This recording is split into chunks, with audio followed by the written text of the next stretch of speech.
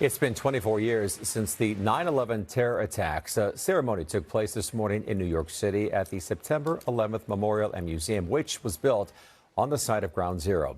That's where two planes hit the Twin Towers. There was another ceremony at the Pentagon. President Trump attended with First Lady Melania. 184 people died when a hijacked plane crashed into the Pentagon that morning.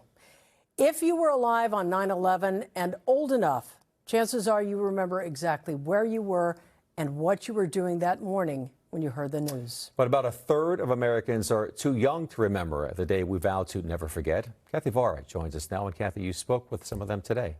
I absolutely did. Colleen and Michael, they learned about the day from ceremonies like this one at Pepperdine University. Waves of flags there in Malibu. There's one for every person killed. The day began, as always, with a somber ceremony in New York City at the September 11th Memorial and Museum, the site of Ground Zero. There were ceremonies, too, across Southern California. Mayor Karen Bass praised first responders at the LA Fire Department Training Center near Dodger Stadium for being ready that fateful day. Today we remember not only those we lost on 9/11, but also those who protect our city and our country every single day. At Pepperdine University, a sea of red, white, and blue, the annual September 11th flag event honoring the thousands of lives that were lost. And we talked to students at USC who learned about the attacks in elementary school. I feel like it's one of those things where, parents or people who are alive say, I know exactly where it was when it happened. It's definitely a really tragic event. All the lives that were lost, it's incredibly horrific.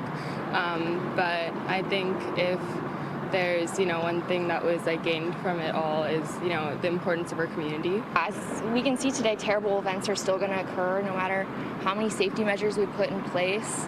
I don't even know what there is to do about it at this point, but I don't know. I just hope that the people in charge can keep making things better one step at a time. And the students we talked to today are hopeful. They all said they had hope for the future, but will hold on to what they have learned about 9/11, and they want to pass it on to their kids one day. Colleen and Michael, back to you. All right, Kathy, thank you. We want to remind you, fourth plane full of passengers and crew members crashed into a field in Shanksville, Pennsylvania.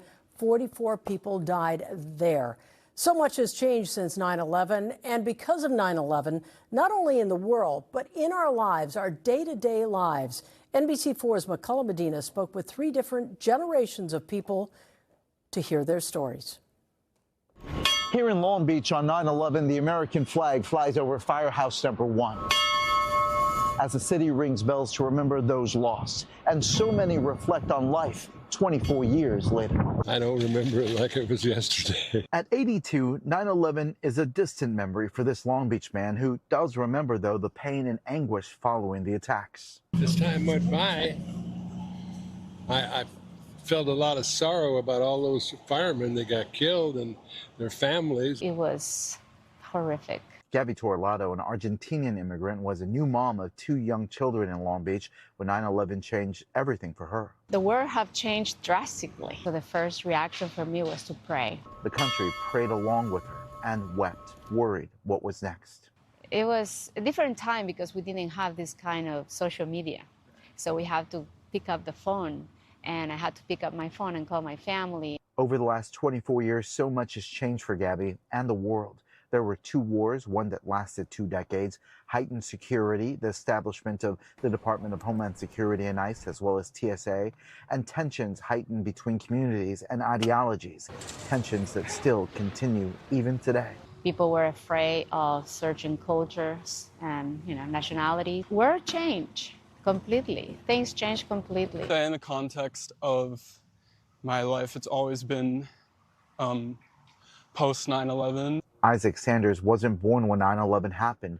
He's just 21 years old now. The heightened security, the wars, the ethnic racial tensions, and the political ideology battles is what Isaac has only known. There is no before, there is no, diverging line. It's just always been that. And he believes it's only getting worse for his post 9/11 generation, born out of terrorism and into a world of conflict. My consciousness surrounding terrorism and that sort of thing has changed quite a bit in the recent years as we look at what's happening in Palestine at this moment and what's happening in the Middle East. New fears based on old conflicts that now plague 3 generations. 24 years later, when 9/11 changed the world.